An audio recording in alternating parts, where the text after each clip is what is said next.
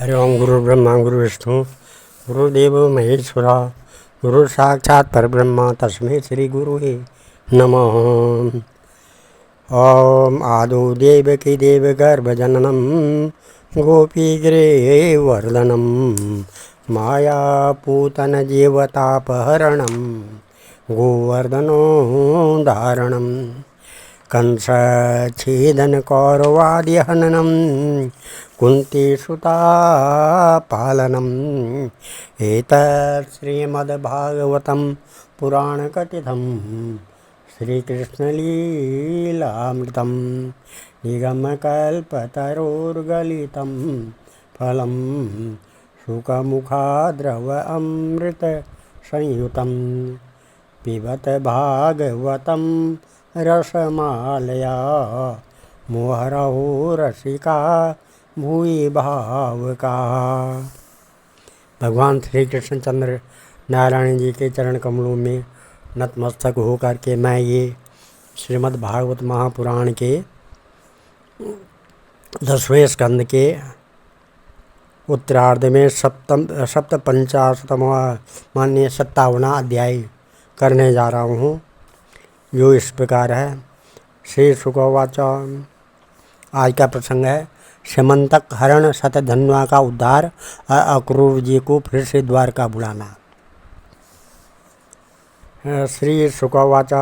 विज्ञातातोपि गोविंदो दग्धानाकर्ण पांडवान् कुंती च कुल्यकर्णे स रामो ययो कुरुन् भीष्मं कृपं सविदुरं गान्धारी द्रोणमेव च तत्तुल्य दुःखो च संघर्ष हा कष्ट इदं मोचतु लब्धे तदन्तरं राजन् शतधन्वानमोचतु अक्रूरा कृतवर्माणो मणिकस्मान् गृह्यते। श्री सुखदेव जी कहते हैं, परीक्षित, यद्यपि भगवान श्री कृष्ण को इस बात का पता था कि लाक्षागृह की आग से पांडवों का बाल भी बांका नहीं हुआ है, तथापि तब उन्होंने सुना कि कुंती और पांडव जल मरे, तब उस समय का कुल परम परोचित व्यवहार करने के लिए वे बलराम जी के साथ हस्तिनापुर गए। वहाँ जाकर भीष्म पितामह, कृपाचार्य, विदुर, गांधारी और द्रोणाचार्य से मिलकर उनके साथ संवेदना सहानुभूति प्रकट की और उन लोगों से कहने लगे कि हाय हाय, यह तो बड़े ही दुख की बात हुई।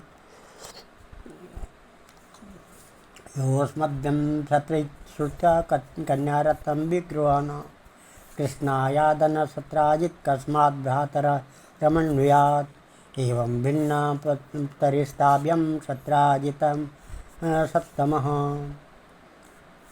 सयान बल्लीलोवात् स पाप क्षीण जीवती स्त्रीणां विकर्षमणानां क्रन्दतीनाम् अथावत हत्वा पशुन् सैनिका वन्मा मणि मादाय जगविवान्। भगवान श्री कृष्ण के हस्तिनापुर चले जाने से द्वारका में अक्रूर और कृतवर्मा को अवसर मिल गया। उन लोगों ने शतधन्वा से आकर कहा, तुम सत्राजित से मणि क्यों नहीं छीन लेते? सत्राजित ने अपनी श्रेष्ठ कन्या सत्यभामा का विवाह हमसे करने का वचन दिया था और अब उसने हम लोगों का तिरस्कार करके उसे श्री कृष्ण के साथ ब्याह दिया। अब सत्राजित भी अपने भाई प्रसेन की तरह क्यों न यमपुरी में जाए। शतधन्वा पापी था और अब तो उसकी मृत्यु भी उसके सिर पर नाच रही थी। अक्रूर और कृतवर्मा इस प्रकार बहकाने पर शतधन्वा उनकी बातों में आ गया और महादुष्ट ने लोभवश सोए हुए सत्राजित को मार डाला। इस समय स्त्रियां अनाथ के समान रोने चिल्लाने लगी, परंतु शतधन्वा ने उनकी ओर तनिक भी ध्यान नहीं दिया। जैसे कसाई पशुओं की हत्या कर डालता है, वैसे ही वह सत्राजित को मारकर और मणि लेकर वहाँ से चंपत हो गया। सत्यभामा च पितरं हतं वीक्ष्य शुचार्पिता व्यलपता तातेति हा हतास्मीति मुह्यति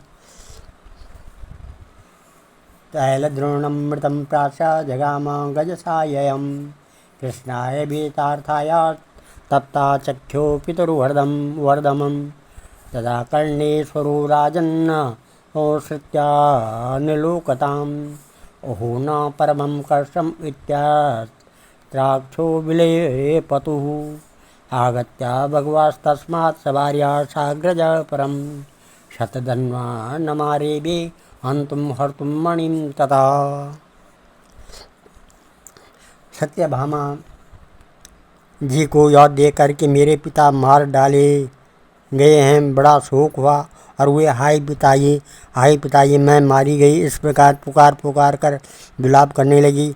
बीच बीच में वे बेहोश हो जाती और होश में आने पर फिर विलाप करने लगती। इसके बाद उन्होंने अपने पिता के शव को तेल के कढ़ाई में रखवा दिया और आप हस्तिनापुर को गई।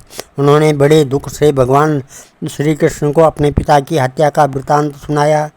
यद्यपि इन बातों को भगवान श्री कृष्ण पहले से ही जानते थे, परीक्षित सर्वशक्तिमान भगवान श्री कृष्ण और बलराम जी ने जब सब सुनकर मनुष्यों की श्री लीला करते हुए अपनी आंखों से आंसू भर लिए और विलाप करने लगे कि ओहो हम लोगों पर तो यह बहुत बड़ी विपत्ति आ पड़ी।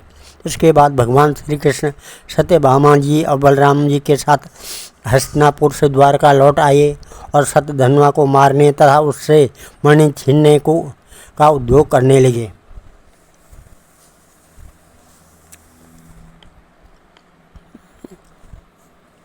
तो सोऽविकृतो धम्मं ज्ञात्वा भीता प्राणपरीक्षया साये कृतवर्माणां मया तत् स च अब्रवीत् नाहम् ईश्वरयो कुर्याम् हेलनं रामकृष्णयोः पूर्णक्षेमाय कल्पेत तयोर्वृत्तिर्वृजिन्नमाचरन् कंससहानुगोपीतो यद्वेषा त्याजिता श्रिया जरासन्धा सप्तदशा संयोगान् व्यर्थो गता प्रत्याख्यता स चाक्रूरं पार्श्वनिग्राहं मया चता सोऽप्याह को विरोध्यता विद्वानेश्वरं योर्बलं य इदं लीलया विश्वं सृजत्यावति हन्ति न चेष्टा विसृजो यस्य न विदुर्मोहितजया य सप्ताहाय न शैलम् उत्पाट्येकेन पाणिना दधार लीलया बाला उत्शीलान्द्रामिवार्भका नमस्तस्मै भगवते कृष्णाय अद्भुतकर्मणे अनन्तादिभूताय कूटस्थात्मने नमः प्रत्याख्यातं सतेनापि शतधन्वा महामणिं तस्मिन्नस्याश्वमारुह्य शतयोजगं ययो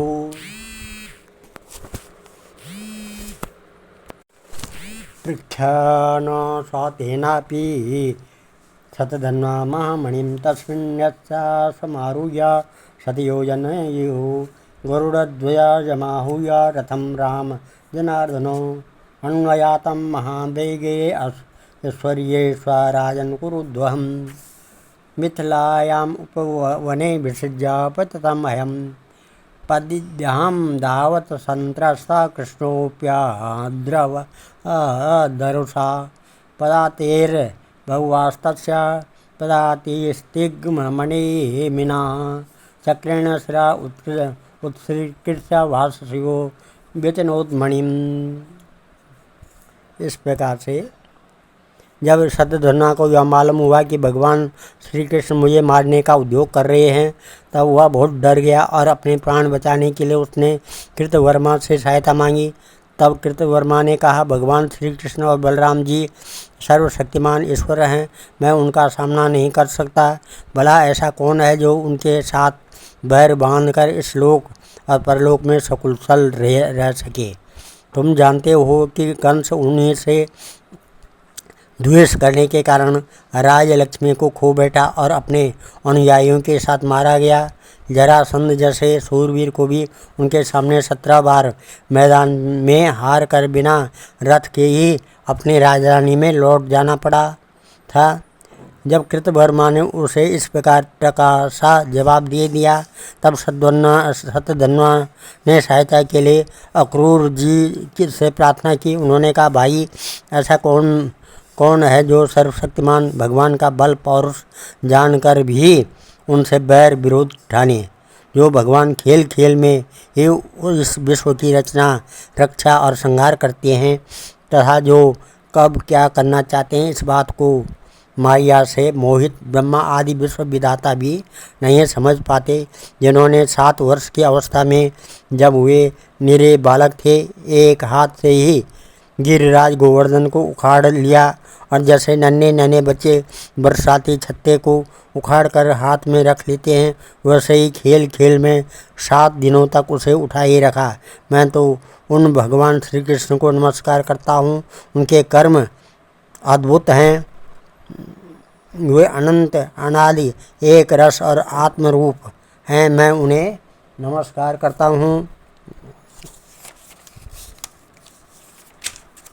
करता हूँ जब इस प्रकार अक्रूर जी ने उसे कोरा जवाब दे दिया, तब सतधन्वा ने समंतक मणि उन्हीं के पास रख दी और आप 400 कोस लगातार चलने वाले घोड़े पर सवार होकर वहाँ से बड़ी फुर्त से भागा। परीक्षित, भगवान श्री कृष्ण और बलराम दोनों भाई अपने उस रथ पर सवार हुए जिस पर गरुड़ चिन्ह से चिन्हित ध्वजा फहरा रही थी और बड़े वेग वाले घोड़े जुते हुए थे। अब उन्होंने अपने ससुर सत्यजित को मारने वाले शतधन्वा का पीछा किया। मिथिलापुरी के निकट एक उपवन में शतधन्वा का घोड़ा गिर पड़ा। अब वह उसे छोड़कर पैदल ही भागा। वह अत्यंत भयभीत हो गया था। भगवान श्री कृष्ण भी क्रोध करके उसके पीछे दौड़े। शतधन्वा पैदल ही भाग रहा था, इसलिए भगवान ने भी पैदल ही दौड़कर अपने तीक्ष्ण धार वाले चक्र से उसका सिर उतार लिया और उसके वस्त्रों में समंतक मणि को ढूंढा।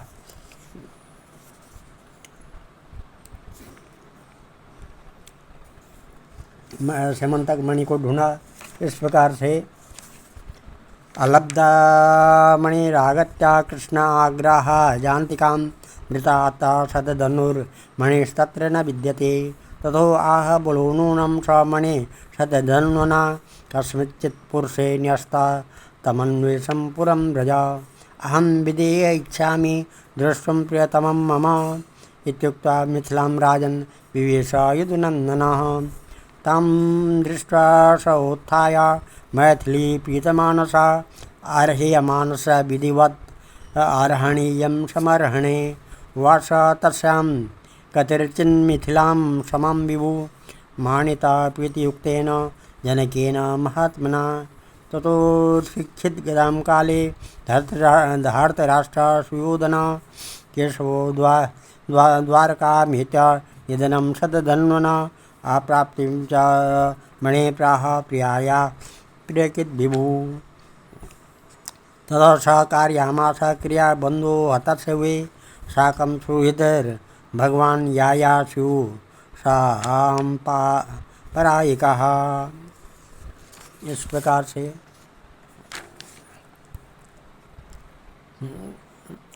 परीक्षित, इस प्रकार से परंतु जब मणि मिली नहीं तब भगवान श्री कृष्ण ने बड़े भाई बलराम जी के पास आकर कहा, हमने शतधन्वा को व्यर्थ ही मारा क्योंकि उसके पास समंतक मणि तो है ही नहीं। बलराम जी ने कहा, इसमें संदेह नहीं कि शतधन्वा ने समंतक मणि को किसी न किसी के पास रख दिया है। अब तुम द्वारका जाओ और उसका पता लगाओ। मैं विदेहराज से मिलना चाहता हूँ क्योंकि वे मेरे बहुत ही प्रिय मित्र हैं। परीक्षित, यह कहकर यदुवंश शिरोमणि बलराम जी मिथिला नगरी में चले गए। जब मिथिला नरेश ने देखा कि पूजनीय बलराम जी महाराज पधारे हैं तब उनका हृदय आनंद से भर आया। उन्होंने झटपट अपने आसन से उठकर उनके सामग्रियों से उनकी पूजा की। इसके बाद भगवान बलराम जी कई वर्षों तक मिथिलापुरी में ही रहे। महात्मा जनक ने बड़े प्रेम और सम्मान से उन्हें रखा। इसके बाद समय पर धृतराष्ट्र के पुत्र दुर्योधन ने बलराम जी से गदा युद्ध की शिक्षा ग्रहण की। अपनी प्रिया सत्यभामा का प्रिय कार्य करके भगवान श्री कृष्ण द्वारका लौट आए और उनको यह समाचार सुना दिया कि सत्यधन्वा को मार डाला गया, परंतु समंतक मणि उसके पास न मिली। इसके बाद उन्होंने भाई बंधुओं के साथ अपने ससुर सत्यजित की वे सब अर्धदैहिक क्रियाएं करवाई जिनसे मृतक प्राणी का परलोक सुधरता है। अक्रूराकृतवर्मा च श्रुता सतधनुर्वदं व्यूषतोर्भय वित्रसौ द्वारकाया प्रयोजको अक्रूरे प्रेषितो दृष्टा न्यासन्वे द्वारकोकसां शरीरामांसार्थापा मूर्दैविकभौतिका इत्यङ्गोपादिशन्नेके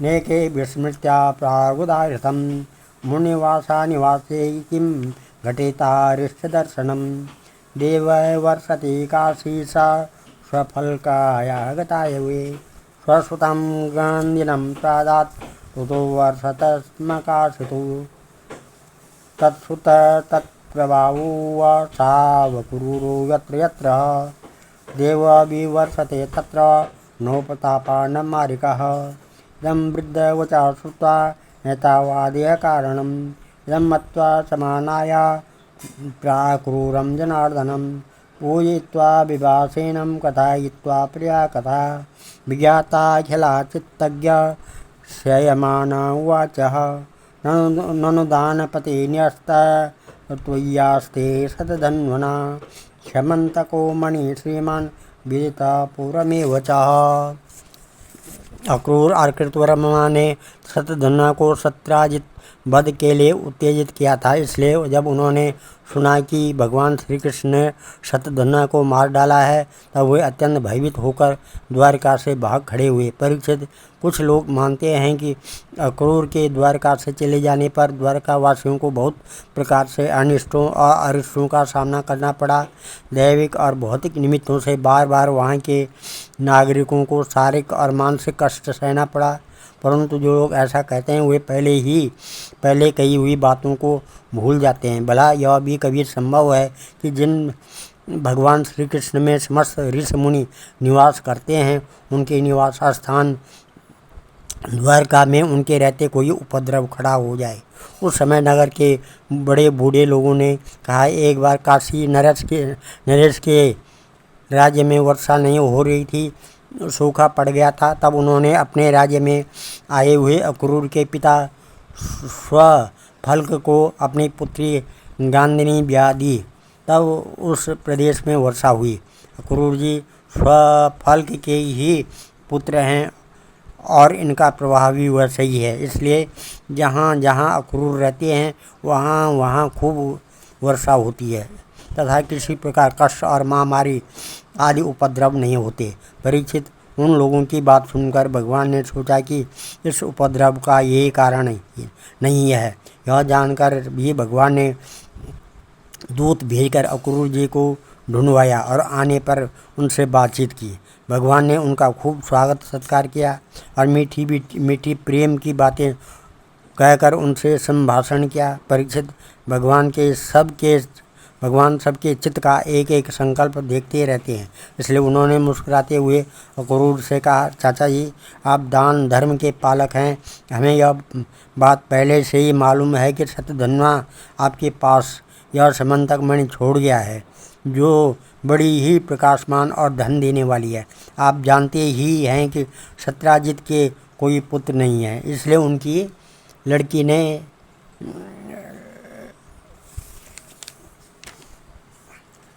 सत्यजितो न पत्वाद घृणतो द्वैती सुता दायं निनीपयाप पिंडान् विमूर्त्य न शोषितं यद्याप दुर्दस्तन्ये स्वयास्तं सुव्रते मणि सिन्धुर्मामग्रज सम्यक् न प्रार्थयति मणिं प्रति दर्शयस्व महाभाग बन्धूनां शान्तिमावह अभ्युच्छिन्नामकास्ते यद्य वर्तन्ते रुक्मभेदयः एवं सामविरालब्धा स्वल्पकतनयो मणिम् आदाय वांसाच्छन्नं ततो सूर्यसमप्रभावं समन्तक दर्शयित्वा जातिभ्यो रजतात्मनो विमृज्य मणिना भूयस्तस्मै प्रत्यर्पयत्